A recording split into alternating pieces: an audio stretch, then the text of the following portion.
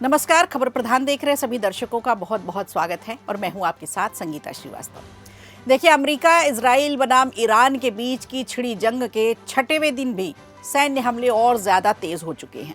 अब अमेरिका का कहना है कि वो ईरान के हर हमले को रोक नहीं सकता।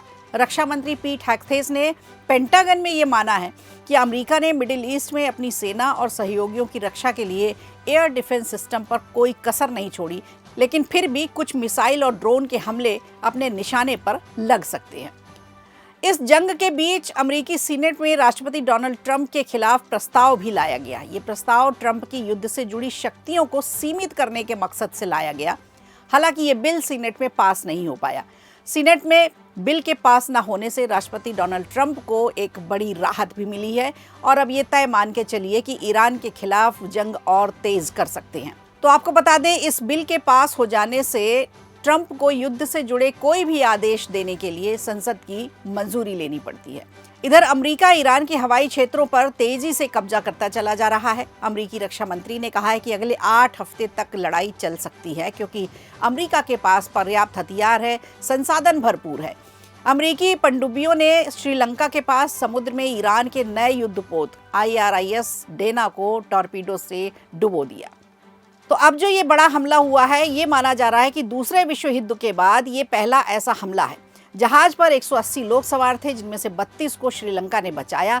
बाकी लोग अब भी लापता हैं। मृतकों की संख्या 80 से ज़्यादा बताई जा रही है।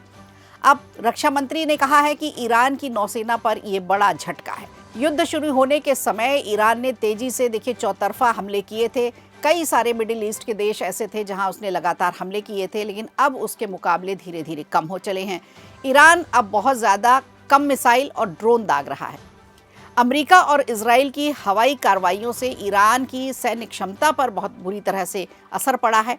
माना यह जा रहा है कि उसकी सैन्य क्षमता कमज़ोर हो चली है। अमेरिका का कहना है कि 8 हफ्ते तक लड़ाई जारी रह सकती है। ये अमेरिका के राष्ट्रपति ट्रंप पहले से ही कहते आ रहे हैं कि हम 1 महीने तक युद्ध खींचेंगे।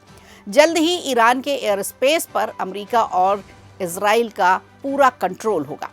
1 हफ्ते से भी कम समय में ईरानी आसमान पर पूरा कंट्रोल कर लिया जाएगा। ये अमेरिका की तरफ से बयान दिया गया है। उधर इजराइल का कहना है कि 2 हफ्तों तक ईरान पर उसकी बमबारी जारी रहेगी। इस बीच ईरान की तस्नीम न्यूज़ एजेंसी ने जो जानकारी मीडिया से साझा की है, उसके मुताबिक अमेरिकी इजराइल हमलों में अब तक 1045 ईरानी नागरिक मारे जा चुके हैं। अब ईरानी आसमान पर कब्जे के बाद ग्रेविटी बमों का इस्तेमाल किया जाएगा। अमेरिका के पास हथियारों का भरपूर स्टॉक है और जीत के लिए जितना जरूरी हो सकता है उतना वो समय भी लेगा। और ऐसे में जब इस जंग का असर क्या होगा ये भी देखना होगा, क्योंकि अमेरिका थमने वाला नहीं है, रुकने वाला नहीं है और इधर ईरान भी लगातार पलटवार करता जा रहा है। तो सबसे बड़ी बात, इस युद्ध से मिडिल ईस्ट में तेल गैस की सप्लाई बाधित हुई है और हजारों यात्री जो दूसरे देशों में हैं वो दूसरे देशों में फंस कर रह गए हैं। भारत से ही करीबन 1 करोड़ लोग ऐसे हैं जिन्हें वापस आना है।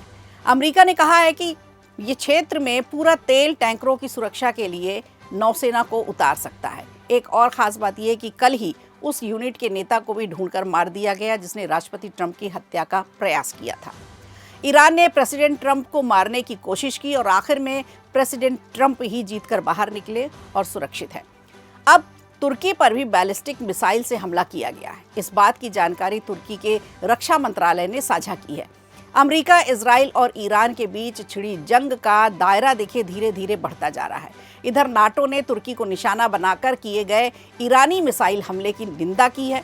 नाटो की प्रवक्ता एलिसन हार्ट ने कहा है कि नाटो तुर्की समेत सभी सहयोगी देशों के साथ पूरी मजबूती के साथ खड़ा है, क्योंकि ईरान पूरे इलाके में बिना सोचे समझे हमले कर रहा है। अमेरिका, इजराइल और ईरान के बीच छिड़ी जंग लगातार बढ़ती जा रही है और उसका दायरा भी बढ़ता जा रहा है, जो मानवता के लिए बड़ा खतरा है। वीडियो अच्छा लगा हो तो लाइक कीजिए, शेयर कीजिए और कमेंट बॉक्स में हमें ज़रूर बताइए।